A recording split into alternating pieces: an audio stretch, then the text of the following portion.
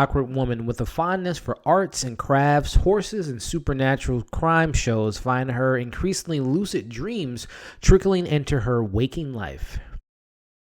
What's going on, everybody, and welcome back to Movie Files. Elliot here with a review for the Netflix film that premiered on February 7th, and that is Horse Girl, starring Alison Brie. Very excited to talk about this film with you all, but before we dive into this spoiler-free review, for those that are new to Movie Files, definitely hit that subscribe button and also hit that notification bell so you can stay up to date with my latest videos. And if this is your first time clicking on one of my videos and you're wondering what am I all about on this channel, well, I review the latest movies, whether that be at the theater or on streaming services. I react to new trailers. I talk about the new TV shows. I do unboxings for new releases and also do giveaways. So if that sounds like something you would enjoy, would definitely subscribe and let me know your thoughts about this film. You know, this is a film, obviously, like I said, it came out February 7th. I'm about almost 2 weeks, behind from seeing this film. It was on my radar for a little bit. It was on my my list of films to watch on Netflix, but it somehow just kind of missed its way, and I finally got a chance to check it out. And yeah, like I said, let me know what you all thought about this very interesting film that I thought was going one way, but went a completely different way on the second half of this film. So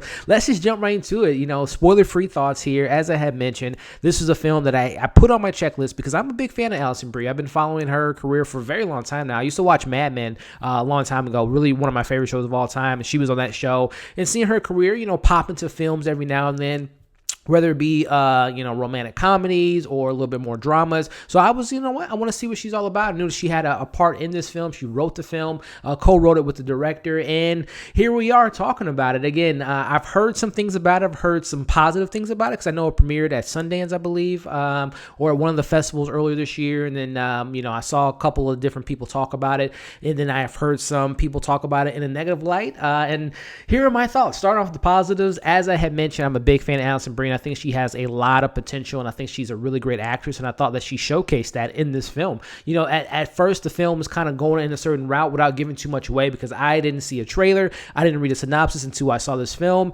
and, you know, you're watching a film, and you're thinking, like, okay, it's going a certain way and not giving too much away, but you think it's something that maybe dived into mental health, about family trauma, and how that kind of stays with you, and how sometimes it can be within, you know, the family history to kind of repeat itself. So I'm like, okay, this is going to be kind of a story. At moments, it reminded me a little bit of another Netflix film that I reviewed last year, which was Unicorn Store with Brie Larson. So I'm like, okay, we got this quirky, kind of awkward girl who's kind of to herself, but she has this kind of darker past, and she has this history with this horse and her friend and her mom and her grandmother. I'm like, okay, let's see where this goes. And I was enjoying that part of the film because I was very intrigued by this character. And Alison Brie, again, she plays this character really well. You're like, you feel bad for her. You're just like, man, I just wish that someone would just give her a hug. And she meets this particular character in the movie, and you think things are going one way, and she has this roommate that's a little rude to her at times, but you're like, you know what? Things are kind of coming up and up in her. And that's where I was really locked into the story a lot, and I like where they were kind of going. Again, you know, I think films like this is very important, you know, about mental health, and how kind of it shows. This film kind of has a little bit of this, how it kind of shows how people get put into a certain system and how they're looked at and how people kind of dismiss them. And I kind of like that angle where the story was going. And, you know, a film like this has moments where it has a little bit of awkward comedic moments, and you're just kind of wondering what's going to happen next, and all of that stuff. Like the first 45 minutes, it's a bit of a slow burn, you know, the first 45 minutes, but I was really intrigued to see where the story goes. And again, I was liking the performances. I was liking the direction. It had some weird kind of directional shots and some things and some music choices. I was like, okay, this is a very interesting art house independent film, and I'm kind of liking where it's going.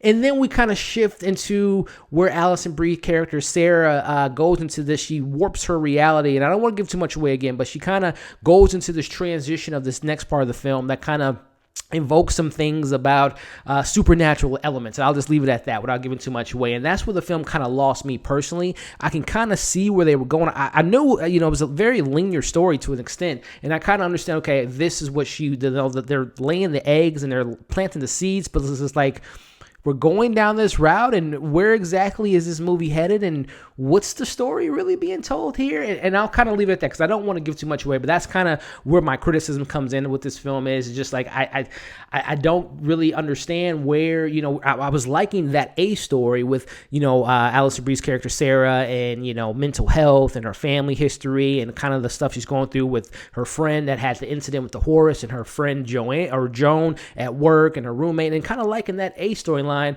But then the B storyline with the supernatural elements is where I really didn't sit well with the film. And that's where I can kind of see that divide between a lot of people that have seen this film. Either they really like it or they don't. I kind of sit right in the middle because, again, the first two halves of this film, I was really intrigued and really invested in the story. But then when we dive into that kind of supernatural element in the story, I'm just like, it's just not for me personally. And again, Alison Brie gives a really great performance. She gives it all in this film. Like, literally, she gives it all in this movie, and I appreciate that. And I appreciate when Netflix lets these artists, these actors and writers and director, this wouldn't make it to the big screen, or this could have made it to the big screen, but I don't know if it would have found its audience. So that's what I like about Netflix. Sure, this movie may have not worked for me entirely, but I like that Netflix gives these people an outlet to kind of express themselves. And again, I'm pretty sure people can connect to the story, because there is something to be said about this film in regards to mental health, and that's the stuff I like. But then the other stuff, not so much. So overall thoughts and score of this film, I'll give it a 2.8 out of 5. Again, that first half is really intriguing, really good storytelling, really good performances and everything.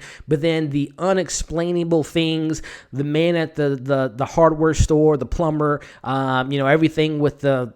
Again, I don't want to give too much away because I went into this cold, and if you haven't seen it, I want you to go as cold as I did. So that other stuff didn't really work for me. So 2.8 out of 5. Check it out, and when you do, let me know your thoughts on it. And if you have seen the film, let me know what you thought about this film. Did you enjoy? Did you like that supernatural side of the story? Did you like the A and B story? Did you like one more than the other? Let me know your thoughts in the comments. Give this video a thumbs up. Really helps out the channel. Check out my other content that's currently on my channel now. Got many more things coming this week. Again, subscribe, comment below, like this video, follow me on all my social media accounts, and we will be back with a review coming pretty soon. Thank you all for watching this video, and we'll see you on the next one.